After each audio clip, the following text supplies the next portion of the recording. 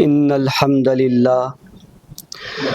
لله نحمده ونستعينه ونستغفره ونؤمن به ونتوكل عليه ونعوذ بالله من شرور أنفسنا ومن سيئات أعمالنا من يهده الله فلا مضل له ومن يضلله فلا هادي له وأشهد أن لا إله إلا الله وحده لا شريك له وأشهد أن محمدا عبده ورسوله أما بعد فإن خير الحديث كتاب الله وإن خير الهدي هدي محمد صلى الله عليه وآله وسلم وشر الأمور محدثاتها وكل محدثة بدعة وكل بدعة ضلالة وكل ضلالة في النار. وقال الله تعالى في القرآن المجيد والفرقان الحميد بعد أعوذ بالله من الشيطان الرجيم بسم الله الرحمن الرحيم والسابقون الأولون من المهاجرين والأنصار والذين اتبعوهم بإحسان رضي الله عنهم ورضوا عنه وأعد لهم جنات تجري تحتها الأنهار خالدين فيها أبدا ذلك الفوز العظيم. وقال الله تعالى في مقام آخر محمد رسول الله والذين معه أشداء على الكفار رحماء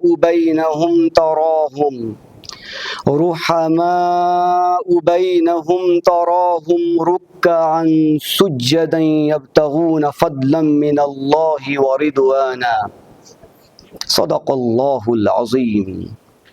وقال النبي صلى الله عليه وآله وسلم الله الله في أصحابي لا تتخذوهم غرضا بعدي فمن أحبهم فبحبي أحبهم ومن أبغضهم فببغضي أبغضهم ومن آذاهم فقد آذاني ومن آذاني فقد أذى الله ومن أذى الله فيوشك أن يأخذه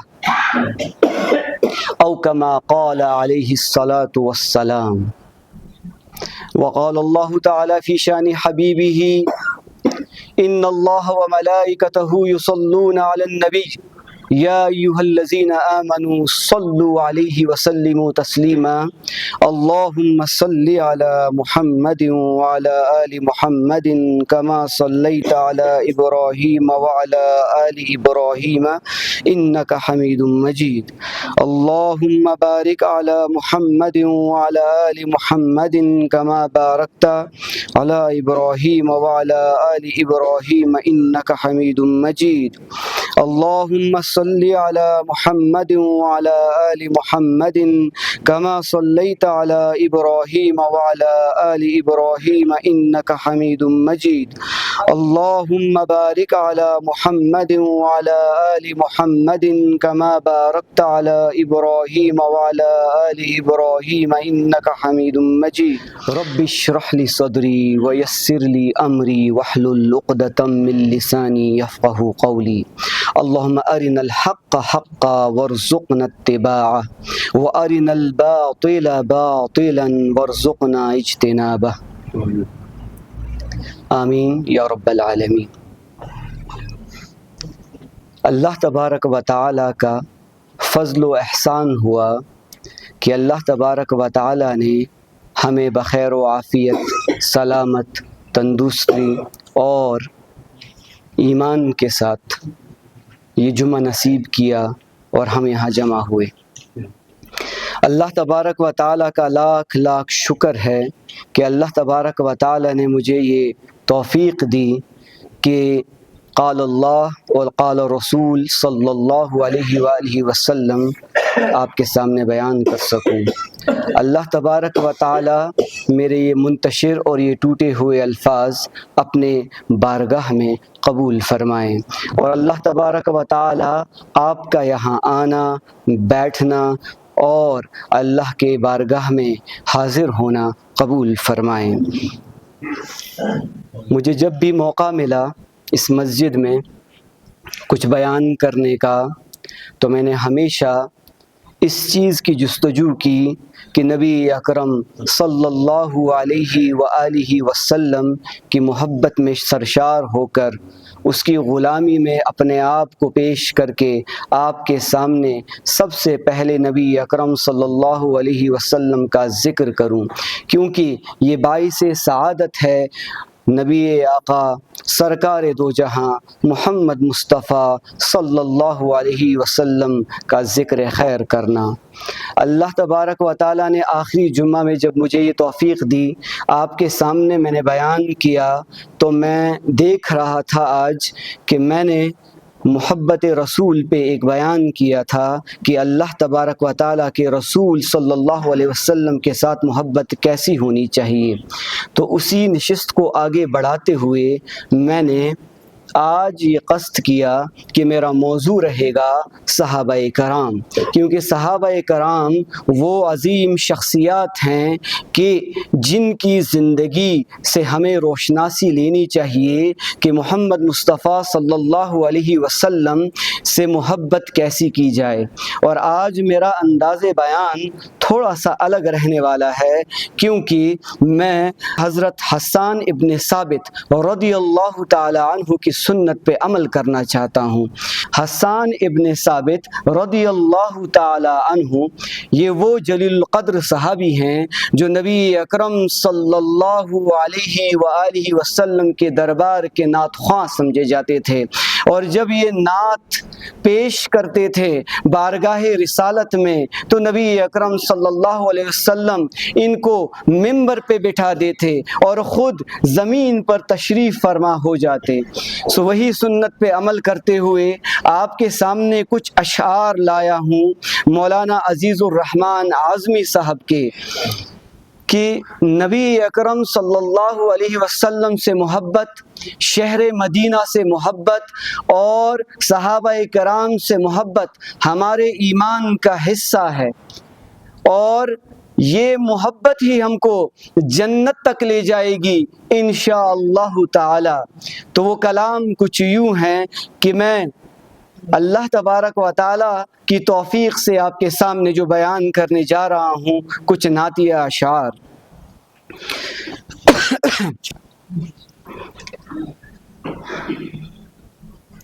وہ شہر محبت جہاں مصطفیٰ ہے، وہیں گھر بنانے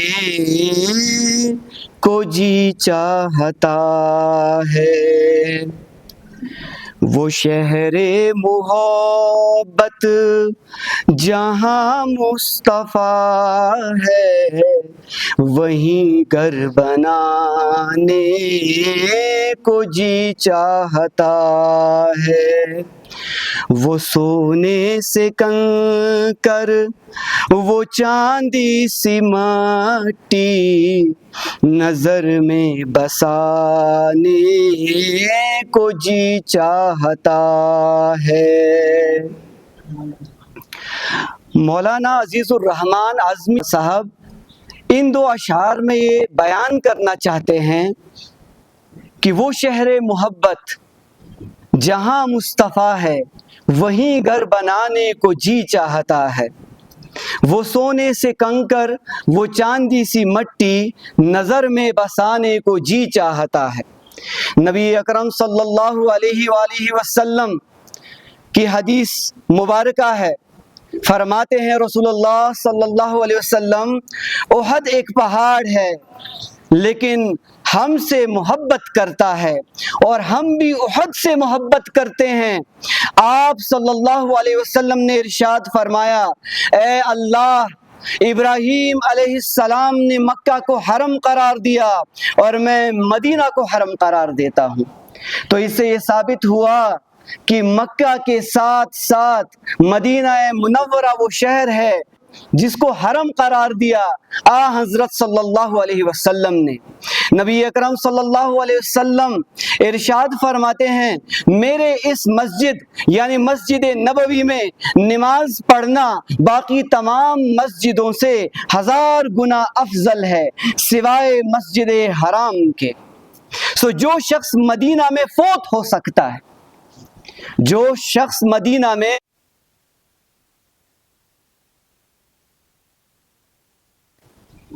یعنی پرماننٹ سکونت اگر کسی کو اختیار کرنی ہے، اگر اس کی استطاعت ہے کہ وہ مدینہ میں فوت ہو سکتا ہے تو وہ مدینہ میں ہی مرے، کیونکہ فرمایا رسالت مآب صلی اللہ علیہ وسلم نے، کیونکہ جو شخص مدینہ میں مرے گا میں قیامت والے دن اس کی شفاعت خود کروں گا۔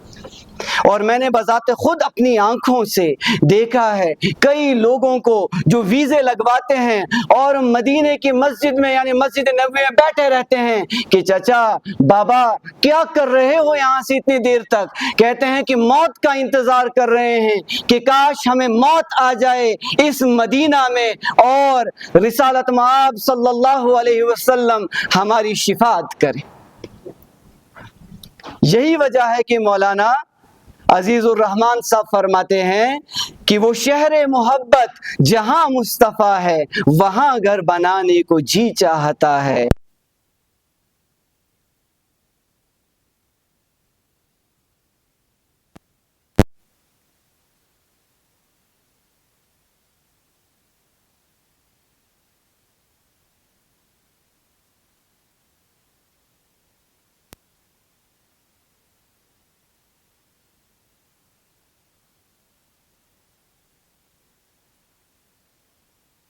گھر بھی چھوڑا تو صدیق اکبر کے ہونٹوں پہ آیا۔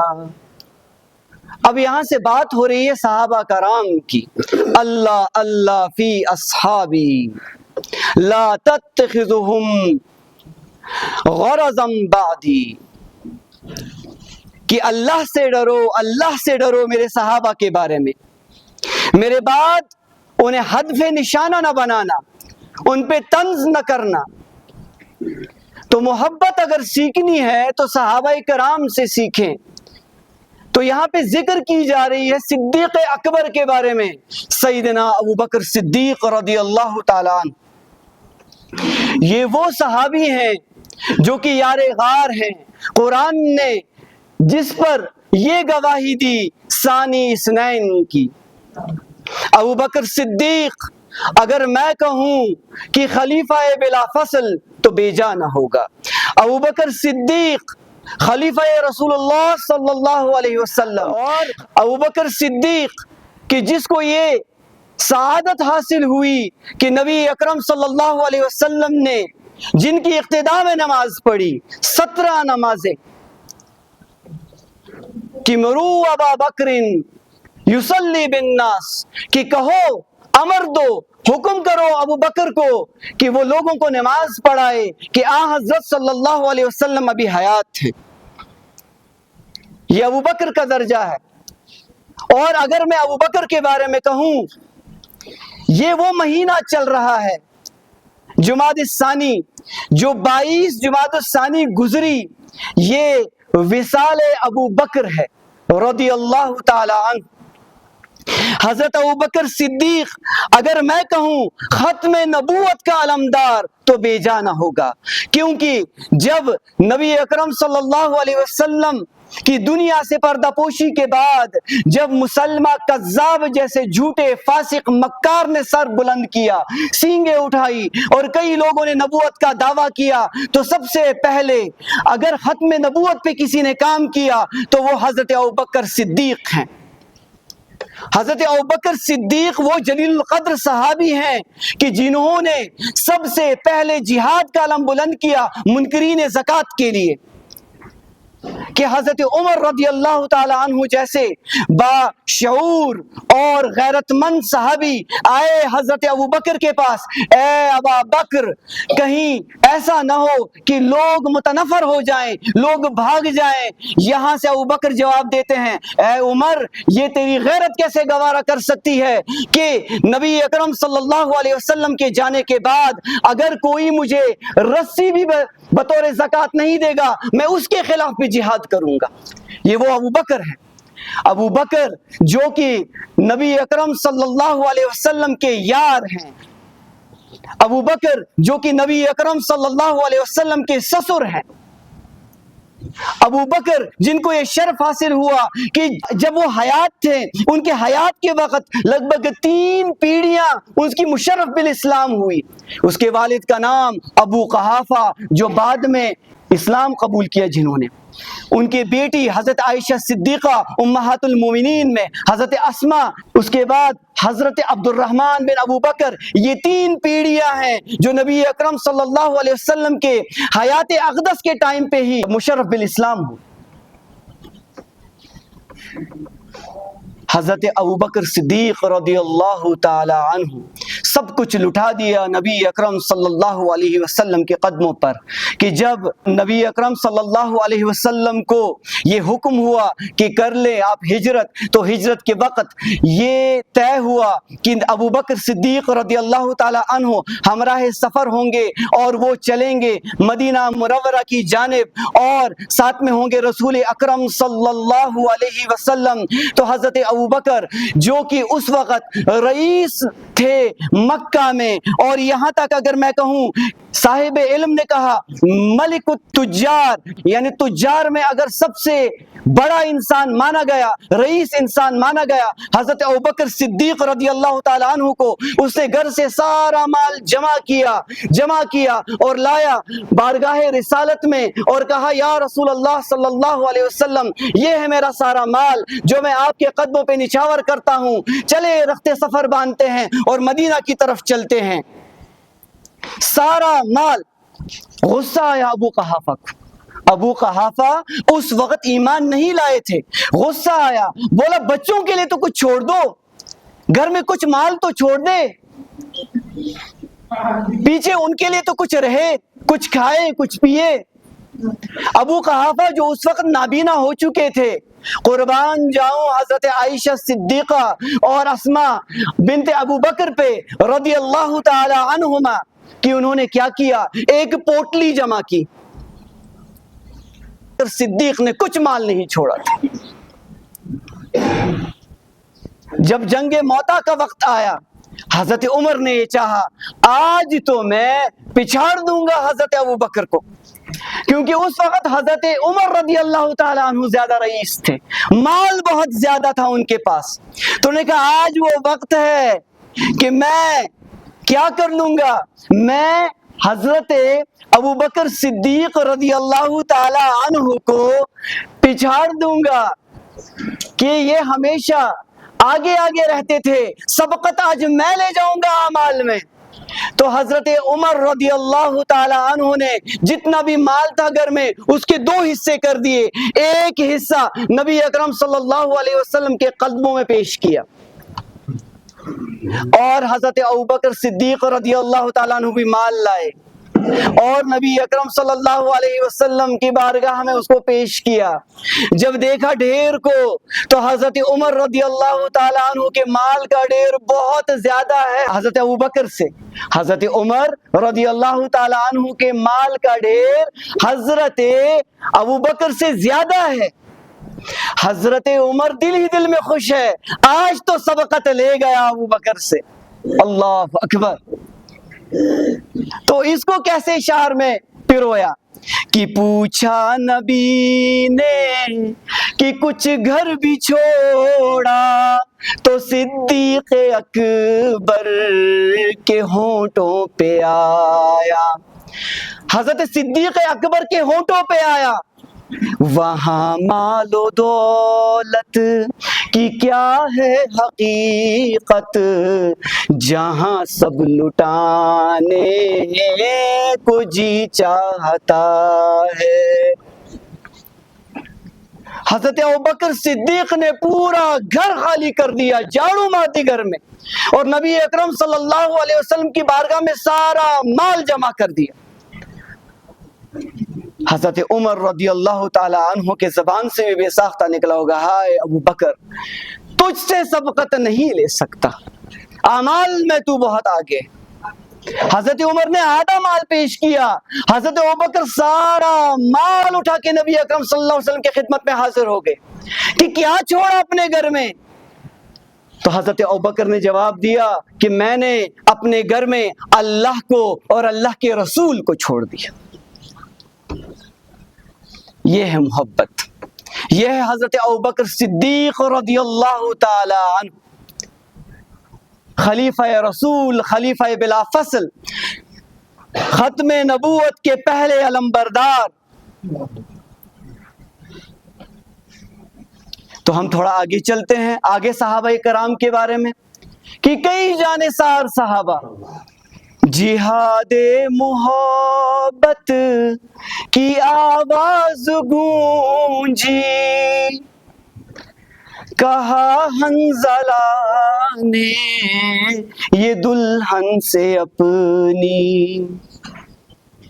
اب ایک اور صحابی کے پاس آ رہے ہیں، حضرت حنظلہ رضی اللہ تعالی عنہ۔ حضرت حنظلہ رضی اللہ تعالی عنہ جلیل القدر انصاری صحابی، یہ وہی حنظلہ ہے جب نبی اکرم صلی اللہ علیہ وسلم کی بارگاہ میں جب حاضر ہوتے تو کیفیت کچھ اور ہوتی، اور جب باہر جاتے تو کیفیت ہی بدل جاتی۔ تو کہتے انفق حنظلہ، انفق حنظلہ، حنظلہ منافق ہو گیا، حنظلہ منافق ہو گیا۔ ابا بکر نے پوچھا رضی اللہ تعالیٰ عنہ، اے حنظلہ کیا بتا رہے ہو؟ تو فرمایا کہ یا ابا بکر، جب رسول اللہ صلی اللہ علیہ وسلم کی بارگاہ میں حاضر ہوتا ہوں تو ایمان کی کیفیت کچھ اور ہوتی ہے، اور جب میں باہر نکل جاتا ہوں اپنے تجارت پہ لگ جاتا ہوں تو کیفیت بدل جاتی ہے۔ کیا یہ نفاق کی علامت نہیں؟ حضرت ابو بکر رضی اللہ تعالی عنہ نے بھی کہا یار میرے ساتھ بھی تو یہی مسئلہ ہے۔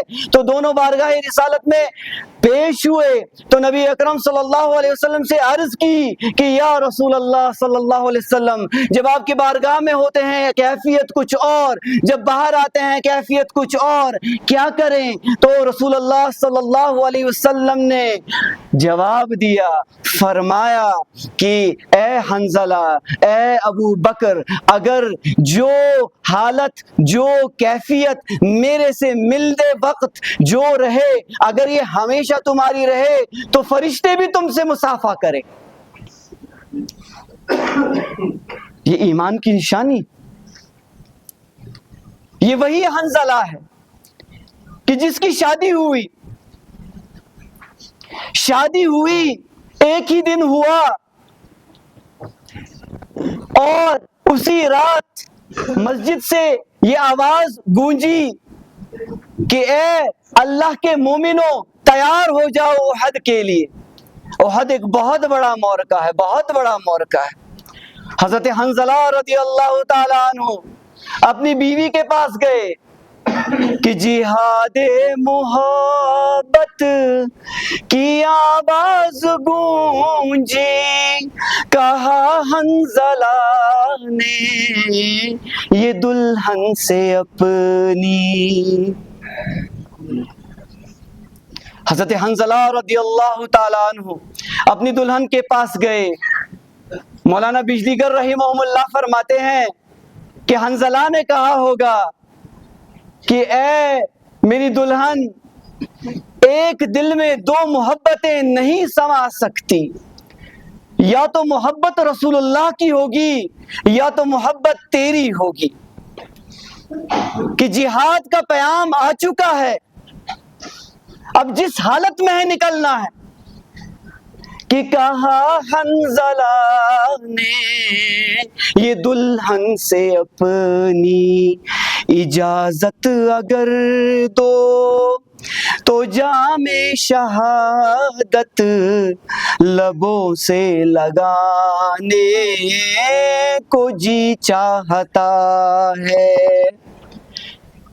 کہ اے میری اہلیہ اجازت دے کہ میں اس جہاد کے جام کو اپنے لبوں سے لگانا چاہتا ہوں۔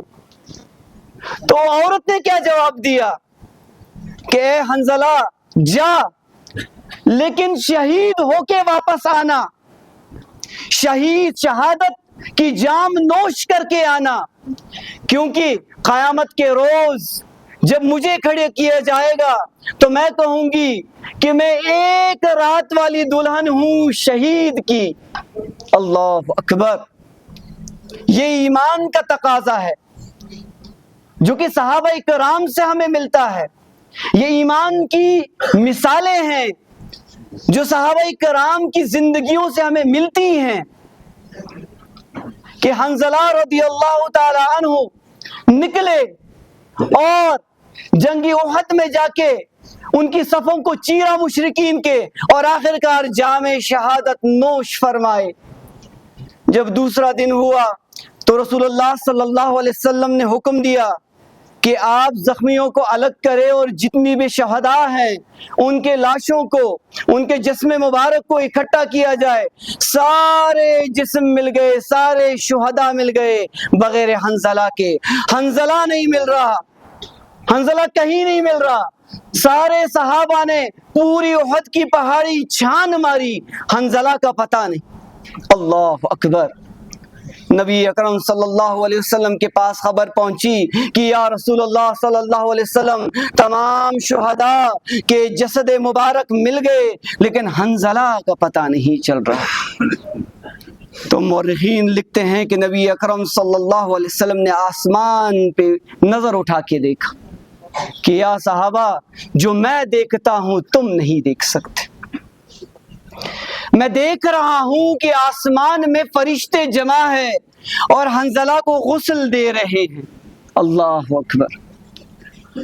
اور جب بھی حنظلہ کا اب نام آتا ہے کتابوں میں تو ساتھ میں لکھا جاتا ہے غسیل الملائکہ، کہ جس کو غسل دیا ملائکہ نے۔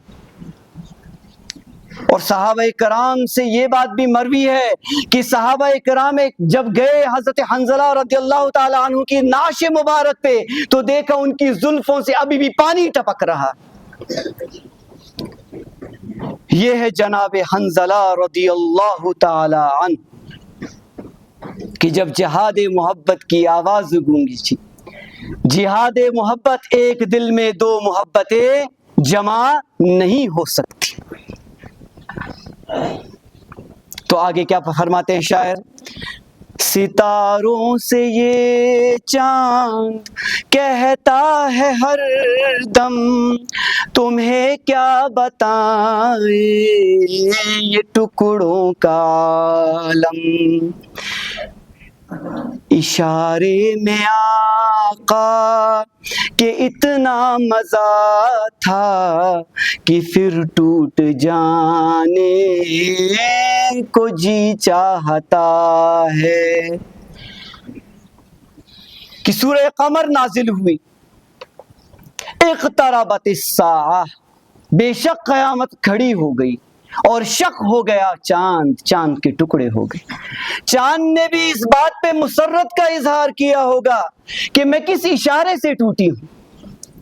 تو اس کے لیے محدثین لکھتے ہیں کہ چاند کی تو بات ہی نہیں، رسول اللہ صلی اللہ علیہ وسلم فرماتے ہیں کہ مجھے وہ وقت بھی یاد ہے کہ جب ابھی نبی مبعوث ہوا نہیں تھا، کہ مکہ کی وہ پیڑ اور وہ پتھر بھی مجھے یاد ہیں جو مجھے سلام کیا کرتے تھے، السلام علیکہ یا رسول اللہ، کہ بے جان چیزیں بھی رسول اللہ صلی اللہ علیہ وآلہ وسلم کو سلام پیش کر رہی ہیں۔ چاند کا تو کوئی عالم ہی نہیں کہ چاند جب ستاروں سے کہے گا کہ تمہیں کیا بتاؤں یہ ٹکڑوں کا عالم، کہ اشارے میں آقا کے اتنا مزہ تھا کہ پھر ٹوٹ جانے کو جی چاہتا ہے۔ نبی اکرم صلی اللہ علیہ وسلم جب مسجد نبوی میں خطاب فرماتے تھے، خطبہ دیتے تھے، تو ایک کھجور کا تنا ہے، کھجور کا تنا، خشک تنا، کتابوں میں لکھا ہے یا تو وہ ٹیک لگا کے خطاب فرمایا کرتے تھے یا اس پہ ہاتھ رکھ کے خطاب فرمایا کرتے تھے۔ تو جیسے ہی مجمع بڑھنے لگا مسجد نبوی میں تو ایک صحابی وہی تھے، تو اس نے کہا کہ یا رسول اللہ آپ کے لیے ایک ممبر بنوا دوں تاکہ لوگوں تک بات پہنچ سکے، آپ تھوڑی سی اونچائی پہ آ جائیں۔ تو رسول اللہ صلی اللہ علیہ وآلہ وسلم نے اس بڑھئی کو اجازت دی تھی کہ آپ بنا دیں۔ اب ہوا کیا کہ خشک تھنا اس مسجد میں بیچ میں ہے اور نبی اکرم صلی اللہ علیہ وسلم اس تنے کو چھوڑ کے ممبر کی طرف تشریف لا رہے ہیں۔ اگر مدینہ جانا نصیب ہوا، اللہ تبارک و تعالیٰ آپ کو اور مجھ کو، ہم سب کو مدینہ بارہا لے جانے کی استطاعت دے، توفیق دے۔ اگر آپ مدینہ جائیں اور نبی اکرم صلی اللہ علیہ وسلم کے روضہ پر آپ کو حاضری نصیب ہو تو آپ دیکھیں گے وہاں پہ لکھا ہے استوان حنانہ۔ کئی ایسے ستونیں ہیں اور ایک ستون پہ استوان حنانہ دیا گیا ہے، آج بھی موجود ہے کہ نبی اکرم صلی اللہ علیہ وسلم اس خشک تنے کو چھوڑ کے ممبر کی طرف تشریف لا رہے ہیں۔ صحابہ کرام فرماتے ہیں کہ ہم نے اس تنے سے ایسی آوازیں سنی جیسے بچہ رو رہا، چیخ کی آوازیں ہم نے سنی ہے، یہ تنا خشک ہے، اس میں جان نہیں۔ نبی اکرم صلی اللہ علیہ وسلم کی جدائی میں وہ تنا بھی رویا ہے، چاند کی بات آپ کیا کرتے ہیں؟ ایک تنا روتا ہے، نبی اکرم صلی اللہ علیہ وسلم کی جدائی میں خشک تنا۔ علامہ اقبال فرماتے ہیں کہ مجھ سے پوچھ رہے ہو محبت کا عالم، منچی گویم استو لا یسک چیست۔ تم مجھ سے پوچھ رہے ہو کہ محبت کیا چیز ہے، خشک چوبی در فراق او گریست۔ اس تنے سے پوچھو جس نے فراق میں گریزاری کی، جس نے فراق میں رویا۔ نبی اکرم صلی اللہ علیہ وسلم کے فراق میں بے جان چیزیں بھی روئی ہیں، ایک ہم ٹس سے مس نہیں ہوتے۔ اور آخری شعر کیا فرماتے ہیں شاعر؟